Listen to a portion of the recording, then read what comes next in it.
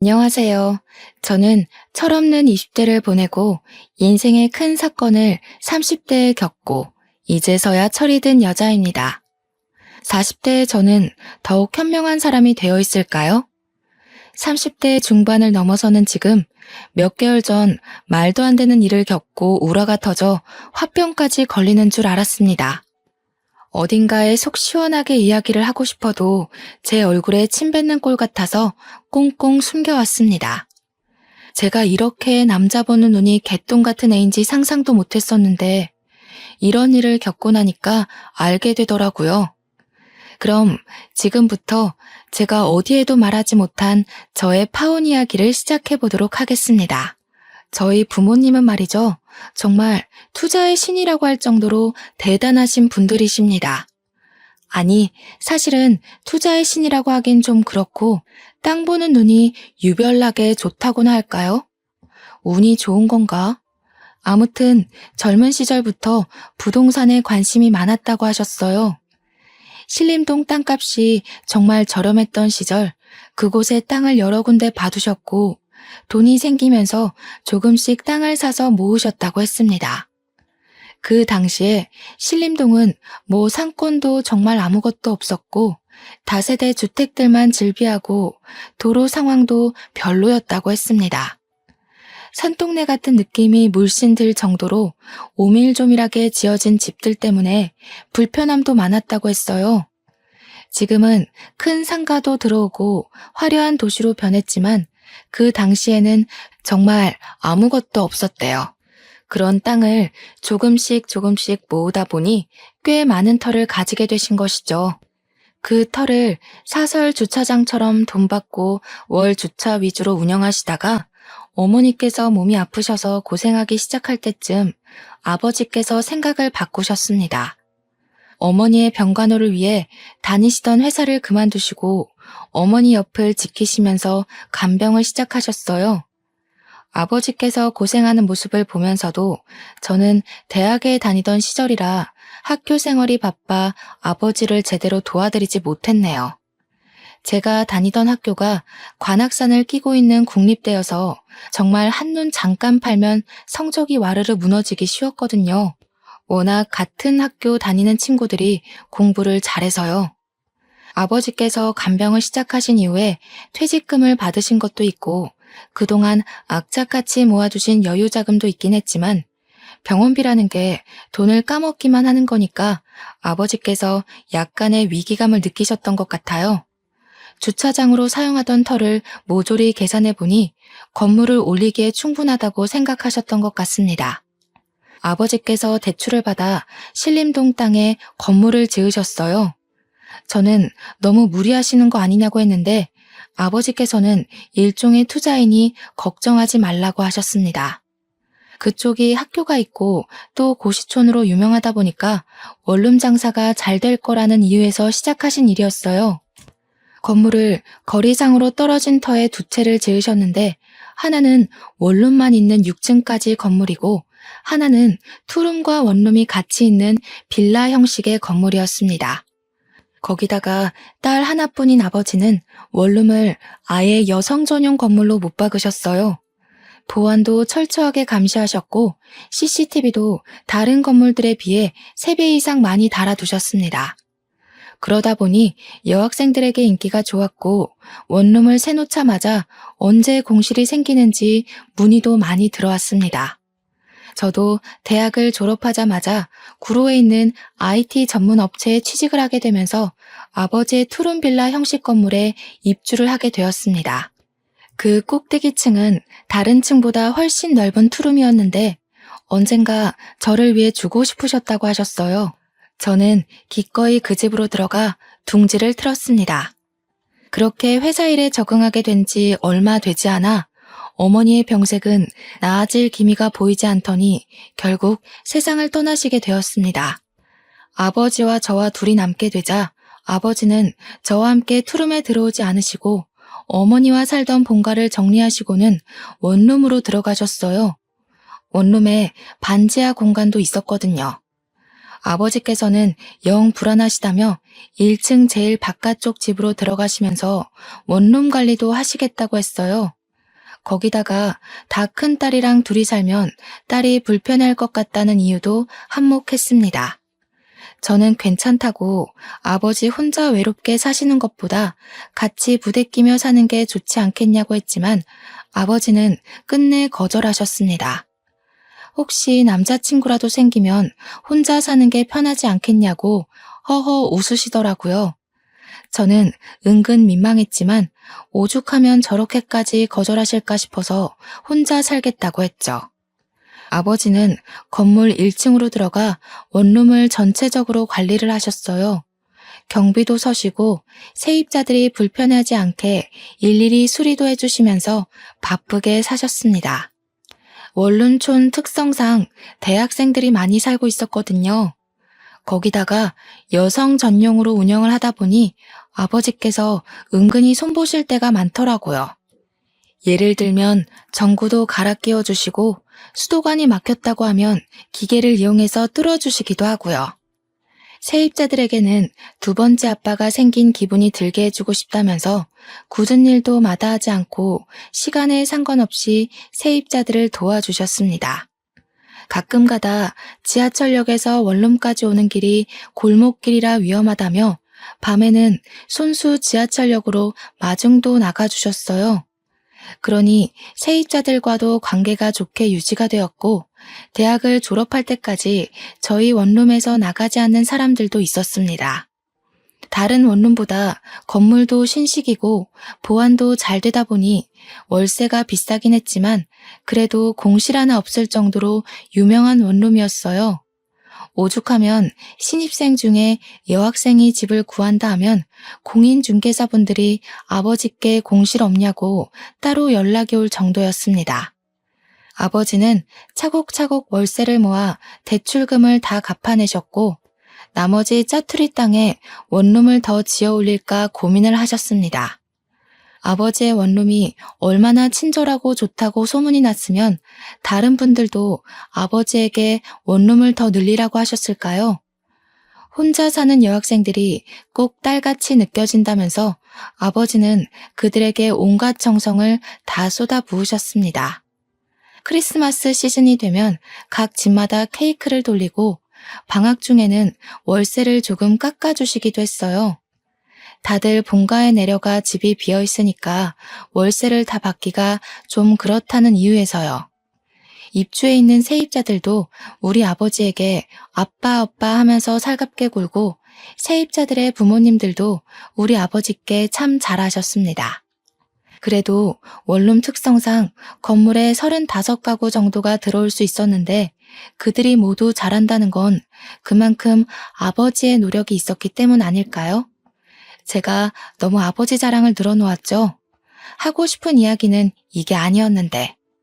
아무튼 저는 자랑스러운 우리 아버지의 자랑을 하염없이 늘어놓을 수 있을 정도로 아버지를 사랑합니다. 다른 집은 아버지와 딸 사이가 서먹하다고 했지만 병을 오래 앓으셨던 어머니 덕에 아버지와 저는 끈끈함이 남달랐어요. 그렇게 세월이 흘러 제 나이 32살쯤 사건의 전조가 일어나기 시작했습니다. 저는 그때 회사에서 대리를 달고 열심히 업무를 보고 있었을 시기였어요. IT 기업의 특성상 하루 종일 컴퓨터만 들여다보고 잘못된 소스를 찾아내야 하는 직업이었기에 피로도가 정말 남달랐습니다. 돈은 그만큼 많이 만질 수 있지만 건강을 꽤 해치는 직업이라고도 할 수 있었죠.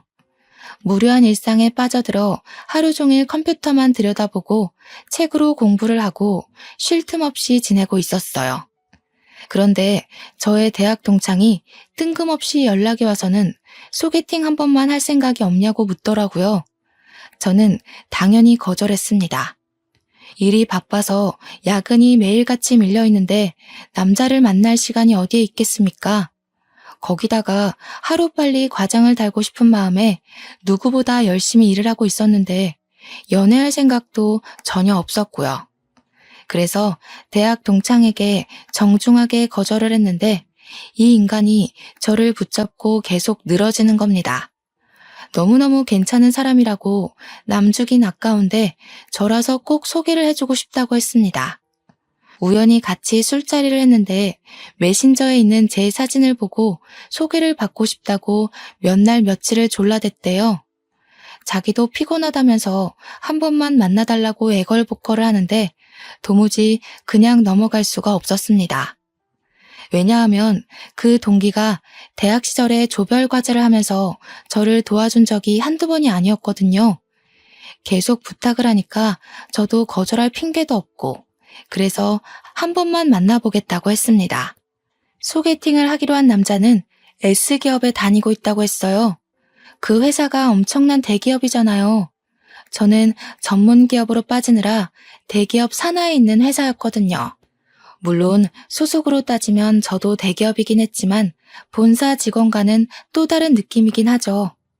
너무너무 괜찮은 사람이라는 말도 있었고 승진도 탄탄대로라며 미래를 생각하면 이런 남자를 만나야 한다고 동기가 침이 마르도록 칭찬을 하더라고요.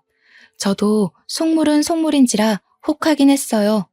한 번만 만나보고 별로면 두 번은 안 만난다고 못을 받고는 소개팅 자리에 나갔습니다. 첫인상은 그냥 평범 그 자체였어요. 우리 회사에서도 꽤 볼 수 있는 외모였습니다. 정말 평범함 그 자체요. 단지 회사 사람들처럼 배불뚝이는 아니었다는 게 단 한 가지의 위안이 되었으니까요. 그 나이에 앉아서 운동도 안 하고 술만 먹어서 배 나온 사람이 얼마나 많은지 다들 아시죠? 배는 없다는 사실이 안도감을 준다는 것에 웃음이 비죽 나올 뻔했지만 갈무리하고 밥을 먹었습니다. 그런데 식사 매너가 꽤 좋더라고요. 남의 음식을 탐내는 사람도 아니고 막 흘리거나 묻히거나 하면서 먹는 사람도 아니었고요. 그걸로도 나름 플러스가 되는 모습이었는데 이 사람이 은근 유머 감각이 있는 거예요. 툭툭 던지는 말이 어찌나 웃기던지 오래간만에 그렇게 웃으면서 밥을 먹어본 것 같네요. 대화도 잘 통하고 전문 분야에 대한 이야기가 나오는데 은근히 용어도 많이 알고 하더라고요. 전공도 아니고 그 분야에서 일을 하는 것도 아닌데 대화가 잘 통해서 물어보니까 저를 만나고 싶은 마음에 공부를 했대요. 그런 모습이 전부 플러스가 되면서 평범하게 생긴 얼굴이 장점 같아 보이더라고요. 더 못나지 않고 딱 평균인 얼굴이 얼마나 다행인가. 못생겼으면 밥 먹기도 싫었을 텐데 하면서 저 스스로를 다독이고 있더라니까요. 대기업 다닌다고 은근히 저 무시하거나 으스대거나 할 줄 알았는데 그런 것도 전혀 없었어요.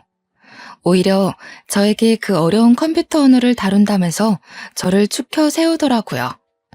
우리 회사 사람들은 여자가 일만 하고 사근사근한 맛이 없다면서 저를 깎아내리기 바빴는데 말이죠. 제 전문 분야도 아닌 사람이 저를 위해 이 정도로 공부도 해오고 저를 올려치게 해주는 모습을 보여주는데 누가 호감 가지 않을 수 있겠어요? 자연스럽게 소개팅남과 다음 만남에 대한 약속까지 잡아버리고 집으로 돌아왔습니다. 그날부터 매일 빠짐없이 저에게 아침 인사를 문자로 남기는데 너무 센스 있게 날씨를 알려주는 거예요. 오늘은 오후에 비가 온다고 하니까 우산을 꼭 챙겨서 나가세요 하는데 맞춤법도 틀리는 거 하나 없이 온점까지 정확하더라고요. 세상에 요즘 맞춤법 틀리는 사람도 엄청나게 많잖아요. 제가 얼마 전에 회사 사람이 뜬금없이 메신저로 모르는 개 산책이라고 보내서 모르는 개를 왜 산책시킨다는 거야? 하고 있었는데 그게 모르는 개 상책이라는 말이었어요. 제가 그날 얼마나 충격을 받았는지 정말 말로 하기 힘드네요. 애프터를 그 이후로 3번 정도 더 받아서 데이트를 했어요. 시간이 지날수록 단점은 눈에 보이지 않고 장점만 보이더라고요. 딱 자기 연봉에 맞는 차를 끌고 다니고 명품에 빠져있는 사치스러운 남자도 아니었어요. 물론 저도 대충 대기업에 다니니까 서로의 연봉이 대충 가늠이 가잖아요. 그 남자도 저의 행색을 보고 느낀 것들이 있었겠죠. 아, 우리 아버지가 건물을 2채 가지고 있다는 이야기는 하지 않았어요. 아무래도 요즘 조물주 위에 건물주라는 말도 있고 아버지의 재산인데 마치 제 것처럼 느낄까봐 일부러 말하지 않았습니다. 어머니께서 돌아가시고 받은 보험금에 원룸 월세 받은 걸로 대출금은 다 갚아서 온전한 아버지의 건물이긴 하지만 저희 아버지께서도 허튼데 돈 쓰시는 분은 아니시거든요. 항상 검소하게 돈을 모으면서 투자에만 화끈하셨던 분인지라 굳이 긁어부스름 만들 필요는 없다고 생각했어요. 보통 건물주라고 하면 외제차 끌고 명품 휘감고 다니는 사람으로 오해를 많이 하시니까요. 우리 아버지는 10년째 같은 구두를 신고 다니시고 밑창이 다 드러나도 수선을 맡기면서 오래오래 한 물건을 고집하시는 분이셨어요. 딴 마음 먹고 들이대는 건 제 쪽에서 거절이라 저는 꽁꽁 숨겼습니다. 그럼에도 불구하고 이 사람은 제 모습 그대로를 사랑해 주었어요. 저는 그걸 느꼈고 갑자기 타오른 사랑을 주체하지 못하고 저희는 뜨거운 연인이 되었습니다. 그때부터는 정말 다른 연인들처럼 주말에는 데이트하느라 바빴습니다. 나이 30 넘어서 국내 놀이동산에 가서 교복 입고 데이트를 했을 때 어찌나 서로의 모습을 보고 웃었는지요. 한 12년 만에 입어보는 교복이 그렇게도 어색하고 이상하더라고요. 예전에는 매일같이 입었던 교복인데 세월이 흐른 게 정통으로 느껴졌다고나 할까요? 그렇게 데이트를 하면서 서로 가족에 대한 이야기도 하고 저희 어머니께서 돌아가신 이야기도 털어놓았습니다. 남자친구는 저에게 여동생이 하나 있는데 아직 고등학교 3학년이라며 14살이나 차이 나는 동생이라고 이야기를 했어요. 중학교 1학년 때 갓난아기가 집에 딱 동생이라고 들어오는데 너무너무 이상했대요. 어머니의 배부른 모습을 다 봤는데도 믿기지가 않아서 처음에는 받아들이는 게 힘들었다고 이야기를 하더라고요. 그때 예뻐해주지 못했던 게 미안해서 지금은 둘도 없이 챙기는 사이라고 했습니다. 사진을 보니까 뽀샤시한 게 너무 귀엽고 예쁘게 생겼더라고요. 제가 남자친구한테 장난으로 외모는 동생이 다 빼앗아간 것 같다고 너무 예쁘다고 이야기를 했어요. 남자친구도 알고 있다면서 공부도 엄청 잘한다고 특강 들으러 강남에 있는 학원에 다니는데 누가 채갈까봐 무섭다고 했어요. 그러면서 저한테 관악산을 끼고 있는 국립대 출신 아니냐고 묻길래 그렇다고 하니 동생의 목표가 거기라고 했습니다. 저에게 후배가 될 수도 있다면서 나중에 공부하는 방법 좀 잘 알려달라고 조만간 한번 보자고 했어요. 공부에 손을 놓은 지가 벌써 10년 이상이 흘렀는데 뭘 가르쳐 줄 수 있겠어요. 하지만 여동생이랑 친해지고 싶은 마음이 들어서 알겠다고 했습니다. 남자친구는 여동생에게 딱 하나 단점이 있다고 했어요. 너무나도 막둥이로 사랑만 받고 자라서 성격이 좀 모났다고 했습니다. 대학교에 가면 별별 인간들 다 모여 있을 텐데 거기서도 삐딱하게 굴면 학교 생활이 힘들 것 같다고 고민이라고 했어요. 너무 오냐오냐 키운 탓에 더 아나무인의 자기밖에 모르는 애가 된 것 같다고요. 저한테 어떻게 하는지 좋을지 모르겠다고 고민을 토로하길래 저도 외동이라 잘 모르겠다고 했죠. 근데 저도 나름 오냐오냐 자란 아이인데 저는 그런 성격은 아니거든요. 속으로 네 동생이 원래 그런 성향의 아이는 아닐까? 라고 생각했지만 굳이 입 밖으로 꺼내진 않았습니다. 그날도 별 생각 없이 강남에서 영화를 보고 꼭 가보고 싶었던 카페가 있어서 그쪽으로 걸어가고 있었어요. 남자친구가 동생에게 연락이 왔다면서 지금 학원이 끝났다는데 같이 카페에 갈까? 하고 물어보더라고요. 평소에 궁금하기도 했었고 한 번쯤 얼굴 익히는 것도 나쁘지 않겠다 싶어서 같이 가자고 했습니다. 역 앞에서 기다리니 저 멀리서 누가 오빠 하면서 달려오더라고요. 옆에 있는 저는 보이지도 않는지 남자친구만 보면서 달려오는데 사진에서 봤던 얼굴이랑 똑같았어요. 오밀조밀 예쁘게 생긴 게 딱 봐도 이쁨만 받고 자란 티가 나더라고요. 저를 보면서 웃으면서 안녕하세요 하고 인사를 하는데 인사성도 은근히 밝은데? 라고 생각했지만 그건 아주 잠시였습니다. 인사가 끝나기 무섭게 남자친구 팔짱을 딱 끼고는 둘이 막 성큼성큼 가더라고요. 제가 가고 싶었던 카페 방향이 아니라 이상한 데로 가길래 어딜 가냐고 물어보니까 여동생이 저를 보면서 제가 자주 가는 곳 있어요. 이러더라고요. 남자친구가 미안해하면서 다음에 다시 오자고 하길래 기분이 조금 상했지만 여동생을 만나는 자리니까 제가 양보했습니다. 그렇게 카페에 가서 주문을 하려는데 남자친구가 가서 주문하고 오겠다며 앉아있으라고 했어요. 여동생이랑 마주보고 앉아서 약간 어색한 공기를 느끼고 있는데 저를 쓱 한번 보더니 언니는 계산 같은 거 전혀 안 하나 봐요? 이러는 거예요. 그래서 제가 그냥 웃으면서 그게 무슨 말이냐고 물어봤더니 아니, 보통 커피는 여자가 사는 거 아닌가? 이러는 거 아니겠습니까? 대꾸할 가치가 없다고 느껴져서 그냥 피식 웃고 말았습니다. 무슨 벌써부터 조그마한 게 시누이 노릇을 하려고 하는 건지 조금 우습더라고요. 게다가 제가 IT 계열 남자만 득식을 한 곳에서 어떻게 꾸역꾸역 살아남았는지 모르니까 저를 만만하게 본 거 아니겠어요? 제가 남초 회사에서 큰 목소리를 내기까지 얼마나 많은 인내심이 필요했는지 쌈딱같이 굴어야 했는지를 모르니까요. 남자친구가 커피를 가지고 돌아오고 나서는 여동생이 한참을 저를 빤히 쳐다보다가 입을 열더라고요. 다음에 만날 때는 선물 같은 거 준비해 오시는 거 알죠? 뭐 가지고 싶은 게 있어요? 수능 끝나면 안 그래도 선물 하나 해줄까 생각하고 있었어요. 어머, 언니 센스 있으시다. 그러면 저는 태블릿 PC나 노트북 가지고 싶어요. 이야기 들어보니까 대학 다닐 때 필수라고 하더라고요. 저는 깜짝 놀랐습니다. 뭐 끽해봐야 립스틱이나 파우더 같은 걸 생각했는데 거의 150만 원에 가까운 전자제품을 사달라고 하니까요. 게다가 그걸 왜 저한테 사달라고 하는지 그런 고가의 제품은 가족들에게 사달라고 하는 게 맞지 않나요? 저도 뭐 언젠간 가족이 될 수도 있지만 지금은 남남이거나 마찬가지인데요. 결혼식장 들어갈 때까지 사람 일은 모르는 거라고 하잖아요. 어이가 없어서 그냥 빤히 바라보고 있는데 남자친구가 이리저리 눈치를 보더라고요.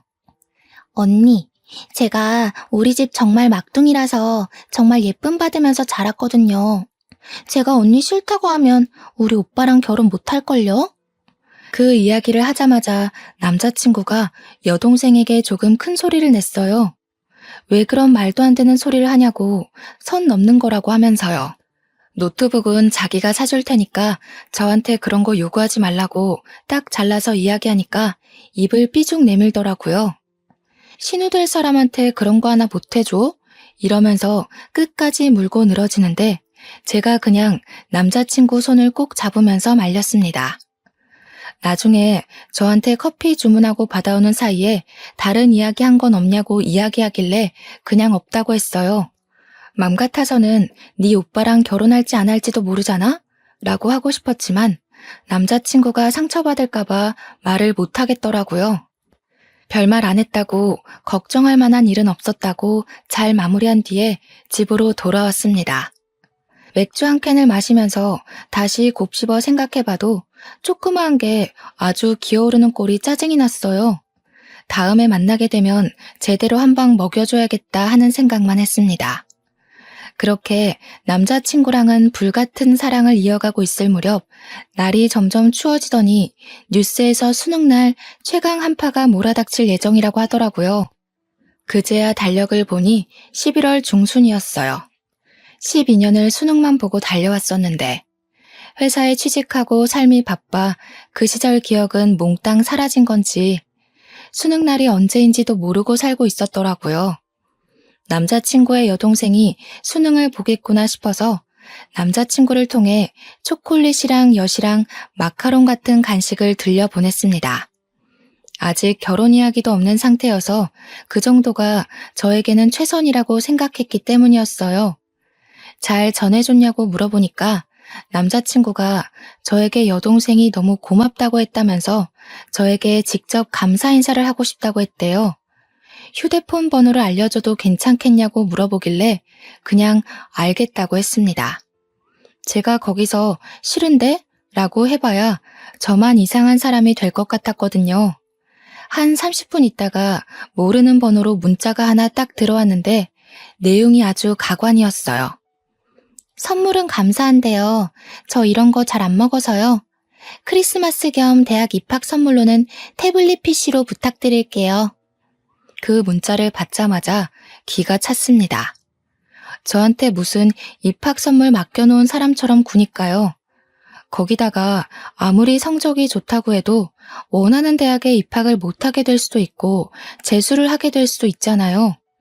너무 당당한 꼴에 배알이 꼴려서 남자친구한테 그대로 이야기를 했죠.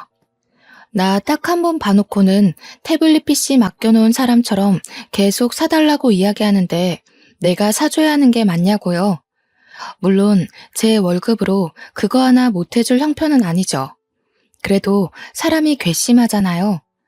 제가 진심으로 축하해서 사주는 거랑 맡겨둔 거 찾아가는 마냥 도둑놈처럼 내놓으라는 심보가 다르니까요. 그랬더니 남자친구가 상상도 못했던 일이었는지 무척 당황해하면서 자기가 알아서 하겠다고 했어요. 그러면서 저에게 여동생에게 바로 문자가 와서는 심통을 부리는 거예요. 우리 오빠한테 뭐라고 일렀길래 오빠가 화를 내고 그래요? 언니, 우리 오빠랑 결혼 생각 없나 봐요? 두고 봐요. 결혼 생각은 누구 덕에 자꾸 사라지네요. 저는 그 문자를 보내놓고 여동생의 번호를 차단해버렸습니다. 제가 뭐라고 저한테 그런 소리를 해대는지 너무 어이가 없었으니까요. 남자친구는 저에게 계속해서 사과를 했고 일단 저는 받아주었어요. 여동생 때문에 이 사람과 헤어지자니 제 마음이 너무 깊었던 거죠. 그렇게 한파가 지나가고 대학 입시 합격 발표가 났는데 여동생이 정말 제 학교 후배가 되었더라고요. 집에서 학교까지 거리가 좀 있다면서 자취를 하려고 하는데 제가 신림동에 살고 있으니까 어디가 좋겠냐고 물어보더라고요. 제가 살고 있는 건물은 평수가 조금 커서 월세 내기가 벅찼는지 원룸으로 추천해달라고 했어요. 때마침 졸업 시즌이기도 하고 그래서 이 동네에 원룸이 와르르 빠질 때라 방 많을 거라고 천천히 알아보라고 했습니다. 저보고 같이 돌아다녔으면 좋겠다는 식으로 이야기하는데 여동생 보기가 싫어서 바쁘다고 거절했어요. 그래도 대충은 좋은 건물이 있는 곳을 알려줘야겠다 싶어서 몇 개의 동네를 추천해 주었습니다. 보안 업체를 끼고 CCTV가 많이 달려있는 원룸이 좋을 것 같다고 말도 해주고요. 당연히 저희 아버지 원룸은 말도 안 해줬어요. 월세 깎아달라고 할 게 뻔해 보이니까요. 귀찮은 건 싫었거든요. 며칠 뒤에 남자친구가 제 덕에 좋은 원룸을 계약했다면서 겸사겸사 밥이나 먹자고 동네에 와 있다고 하더라고요. 집 앞 근처라는데 거절하기도 좀 그래서 소화제 하나 챙겨 들고는 만나러 나갔습니다. 당연히 여동생도 함께 있었어요. 대학 입학한 게 신이 났는지 저한테 웬일로 살갑게 굴면서 언니 언니 하더라고요. 그러더니 슬쩍 저한테 언니 이거 어때요? 하고 사진을 보여주는데 태블릿 PC더라고요. 태블릿 PC 논쟁은 이미 끝난 줄 알았는데 다시 시작인가 싶어서 머리가 지끈거렸습니다. 그래서 저도 그냥 무미건조하게 이 모델 내가 쓰고 있는데 괜찮다고 성능 좋다고 대꾸하니까 남자친구가 옆에서 또 여동생한테 뭐라 하더라고요. 지네 오빠한테 사달라고는 안 하면서 왜 나한테 이걸 꼭 받아내겠다고 저 모양 저 꼴로 구는지 짜증났어요. 밥을 먹는 내내 어떻게든 제 흠을 잡고 싶은지 이거저거 물어보더라고요. 언니는 혼자 살게 된 지 얼마나 됐냐? 혼자 살면서 남자 많았겠다. 언니 살림은 잘하냐? 혼자 산 지 오래됐는데도 못하면 사람 아닌 거지 뭐. 언니 태블릿 PC로 뭐 하냐? 그냥 유튜브 보고 할 거면 자기 주면 안 되냐? 그런 이야기들이요. 대꾸하기도 귀찮아서 묵묵히 밥만 먹고 있으니까 남자친구만 계속 좌불안석이고 그날 아주 기분 나쁜 만남 이후에 여동생과는 또 한동안 마주칠 일이 없었어요. 그렇게 봄의 끝자락이 찾아왔고 남자친구는 대학 생활에 빠져있는 여동생의 자취방을 꾸며주느라 한동안 바빴습니다. 그런 와중에 저희가 만난 지 1년이 넘었으니까 남자친구네 부모님께서 저를 보고 싶어 한다면서 은근히 운을 뗐어요. 서로 경제 능력도 되고 집 구하는 것도 문제가 되지 않으니 결혼 이야기를 할 때가 됐다고 생각한 거겠죠. 그래서 저도 알겠다고 하고 오랜만에 아버지를 만나러 갔습니다. 남자 쪽에서 그런 이야기가 나왔으니 아버지에게도 알려드리는 게 당연하다고 생각했으니까요. 그런데 아버지의 얼굴이 많이 상해 있으셨어요.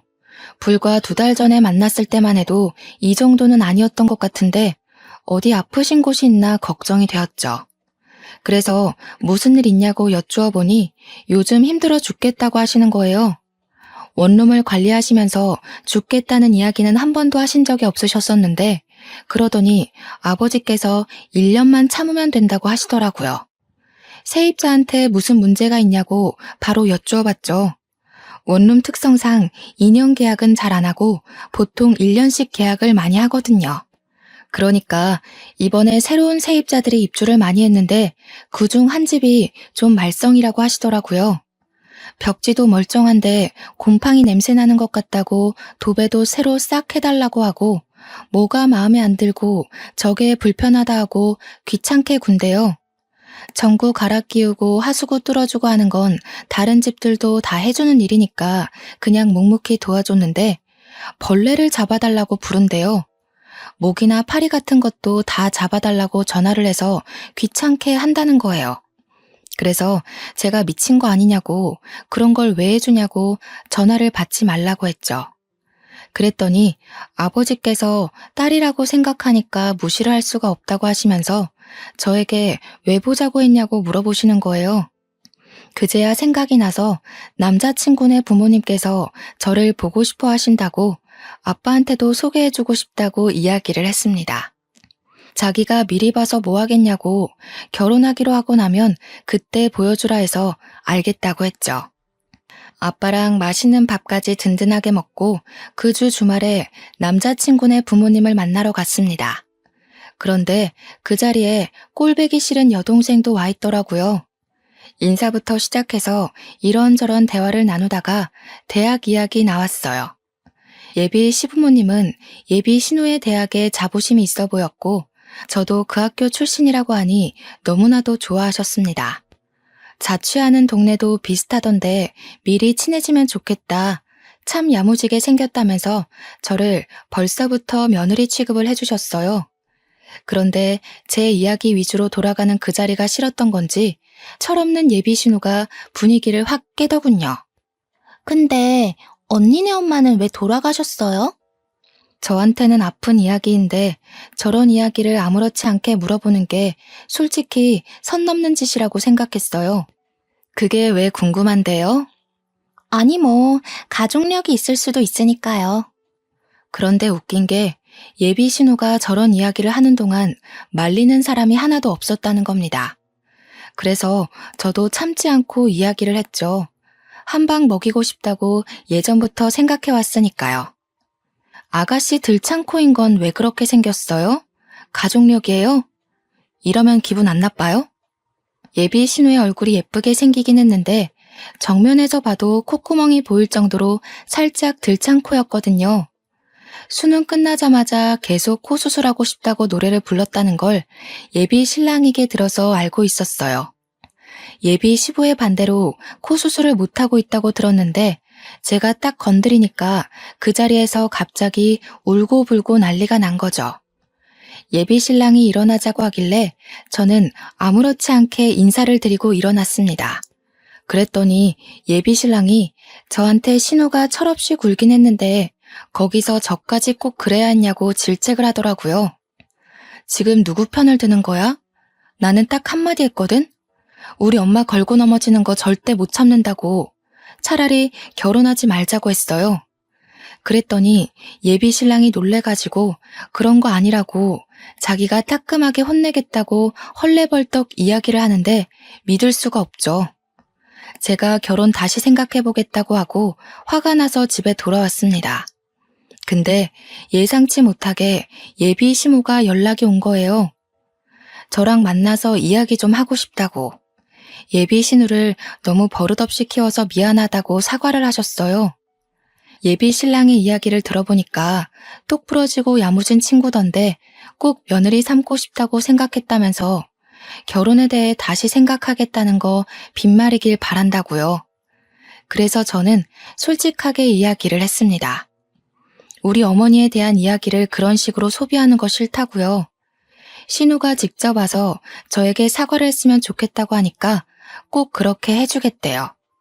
그러더니 진짜 저한테 울며 겨자 먹기로 사과하러 온 거 있죠? 하기 싫은 티 팍팍 내긴 했지만 예비 신랑하고 예비 시모가 저한테 미안해하면서 그러니까 신우도 별 수 없죠. 저한테 잘못했다고 하길래 우리 어머니 이야기 2번 다신 입에도 올리지 말라고 하니 알겠다고 했어요. 그런데 이게 기폭제가 된 건지 시댁 쪽에서 더 질질 끌고 있냐고 이제 33살이니까 결혼할 나이가 됐다면서 빨리 상견례를 하자고 했어요. 뭐 신우만 아니면 나쁠 일 없겠다 싶어서 저도 좋다고 했습니다. 날짜를 맞추고 제가 예비 신랑에게 신신당부를 했어요. 절대로 신우의 입 벌리게 하지 말라고요. 우리 아버지가 상당히 자상한 아버지지만 제가 상처받는 꼴은 절대 못 보는 사람이라고 했습니다. 제가 결혼하지 말자고 한 것도 있고 강경하게 나오면 끝을 보는 성격인 걸 아는지라 예비 신랑도 알겠다고 했어요. 상견례 날짜가 다가오고 예비 신우가 사고만 치지 않으면 아무 일도 없을 거라 생각하고 아버지와 함께 자리에 나갔습니다. 이미 예비 시부모님과 예비 신우까지 전부 다 자리에 도착해 있더라고요. 그래서 안녕하세요 하고 공손하게 인사를 드리고 저희 아버지를 소개해 드렸습니다. 아버지도 처음 뵙겠습니다 하고 인사를 하는데 예비 신우의 얼굴을 보고 딱딱하게 얼굴이 굳어지시는 거예요. 저는 순간 아버지의 얼굴을 보고 무슨 일이 있는 건가 싶어서 깜짝 놀랐죠. 그런데 정말 하늘이 저를 살린 건지 아니면 나락으로 보낸 건지 신우가 픽 웃으면서 이야기를 하는 겁니다. 뭐야, 언니네 아버지가 경비 아저씨였어? 우리 아버지께서 원룸을 관리하고 계시니까 뭐 경비도 하고 수리도 하고 건물주이기도 하니까 틀린 말은 아니잖아요. 그래서 맞는다고 고개를 끄덕이면서 왜 그러시냐, 어떻게 아는 사이냐 하고 물어보았습니다.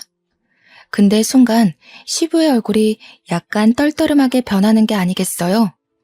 아무리 경비 인식이 좀 그렇다고 해도 그렇지 대놓고 표정이 바뀌니까 제 속이 확 상하더라고요. 그리고 요즘 경비들도 보안업체에서 전문적으로 채용해서 쓰기 때문에 예전만큼 대우를 험하게 받지도 않고요. 직업에 귀천이 없다지만 순간 너무 짜증이 났습니다. 불난 집에 부채질한다고 신우가 입을 여는데 상상을 초월하는 이야기를 뱉더라고요. 내가 지내는 원룸 경비 아저씨거든. 근데 아저씨, 왜 요즘 저 벌레 안 잡아주세요? 내가 아저씨 때문에 맨날 불안에 떨면서 자야겠어요? 벌레 잡아주는 게 뭐가 어렵다고. 이러는데 순간 이게 무슨 개소린가 싶었습니다. 그 순간 딱 머릿속에 스쳐 지나가는 일이 있는 거예요. 아버지께서 세입자 하나 때문에 너무 힘들다고 1년만 지나면 내보낼 거라고 했던 그 진상 세입자요. 그래서 내가 예비 신우한테 말을 했죠. 아가씨가 우리 아빠 원룸에 산다고요? 아빠 원룸은 무슨 경비 주제에. 언니가 왜 아등바등 돈 아끼면서 사는 줄 알겠다. 그래도 언니네 회사 엄청 대기업 아니에요? 월급도 좀 될 텐데 왜 그러고 살지? 아, 혹시 언니 결혼하고 나서도 친정에 생활비 주고 그래야 돼요? 저한테 입꼬리 살짝 올려가면서 말하는데 주먹이 부들부들 쥐어지더라고요. 예비 신랑도 정확하게 우리 아버지의 직업이 뭔지 몰랐고 당연히 예비 시부모도 모르는 상태였죠. 예비 신우의 말만 듣고 경비라고 생각했는지 상당히 불편해하는 얼굴이었습니다. 우리 아버지도 화가 잔뜩 나신 것 같았지만 제가 결혼하겠다고 데려온 상대니까 이러지도 못하고 저러지도 못하고 화를 참으시면서 저를 쳐다보셨어요. 그런데 저는 그런 생각이 드는 거예요. 내가 왜 참아야 하지? 그럴 필요가 있나? 결혼 안 하면 되지. 야, 너 지금 뭐라고 그랬냐? 좋은 대학 다닌다고 우스대기 전에 개똥 같은 인성이나 좀 고쳐봐. 그러니까 예비 시부모도 놀래고 예비 신랑도 놀래서 저를 막 말리는 게 아니겠어요? 저는 예비 신랑의 팔을 확 뿌리치고는 말리지 말라고 엄포를 놓았습니다. 왜 나를 말려? 내 성질 막 돋우는데 나도 할 말은 하고 살아야지. 너 지금 우리 아빠한테 뭐가 어쩌고 어째? 예의는 밥 말아먹었나. 아빠, 나 이 결혼 안 할 거야. 저 계집애 때문에 못하겠어. 그러니까 아버지가 듣던 중 반가운 소리라는 듯 벌떡 일어나셔서 제 손을 잡고 나가자고 하시더라고요. 그런데 이대로 가면 너무 싱겁고 재미없잖아요. 그래서 한마디 더 했죠. 그냥은 내가 또 못 가지. 너 짐 빼. 내가 보증금 바로 돌려줄 테니까 짐 빼. 언니가 뭔데 나보고 짐을 빼라 말아야. 언니가 무슨 건물주라도 돼? 사태 파악이 안 되는지 저를 보고 강짜를 놓더라고요. 예비 신랑도 예비 시부모도 모두 이게 다 무슨 일인가 싶어서 눈치만 보고 있고요. 그때 저희 아버지께서 딱 나서서 이야기를 해주셨어요. 그래요, 아가씨. 내가 거기 건물주네. 내가 그 건물 관리도 하고 주인이기도 하고 세입자들 안전을 위해 경비도 서고는 한다네. 그러자 그쪽 가족들의 얼굴이 확 굳어지더라고요. 경비인 줄 알고 우습게 여겼는데 건물주라고 하니까요. 내가 호의를 베풀면 같이 베푸는 사람이 있고 만족하지 못하고 욕심을 부리는 사람들도 있더라고. 아가씨는 후자였지. 욕심을 부려도 유분수지 어느 건물주가 세입자 벌레를 잡아주나? 아가씨가 난리를 쳐서 내가 방역도 철저하게 하고 벌레 잡는 업체와도 계약을 했네.